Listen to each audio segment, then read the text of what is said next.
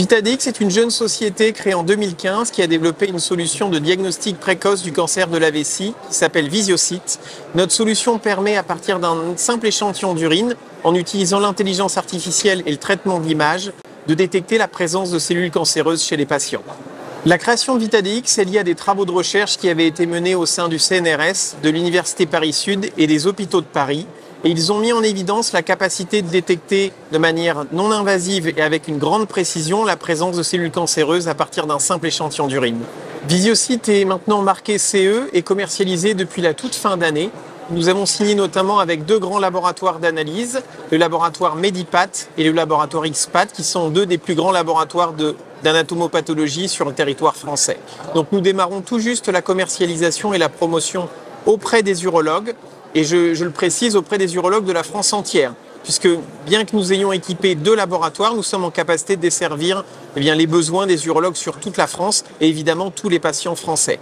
Notre objectif, c'est également d'aller chercher le remboursement pour faire en sorte qu'il n'y ait plus de reste à charge pour les patients. Plus globalement, l'objectif de l'entreprise, c'est de réduire de 50% le nombre d'actes invasifs qu'on appelle les endoscopies, qui correspondent à l'introduction d'une caméra dans la vessie, afin de permettre une amélioration de la qualité de vie des patients. Sur le point de vue positif, on a la grande chance en France, en particulier dans le domaine de l'innovation et notamment dans le domaine de l'innovation en santé, d'avoir BPI, qui est un soutien majeur, aussi bien en termes, je dirais, d'accompagnement global, en termes de financement et par des avances remboursables, des prêts et des subventions. Et BPI a joué un rôle majeur depuis la création de l'entreprise en 2015, avec un véritable soutien de la part de BPI et plus spécifiquement de BPI Rennes.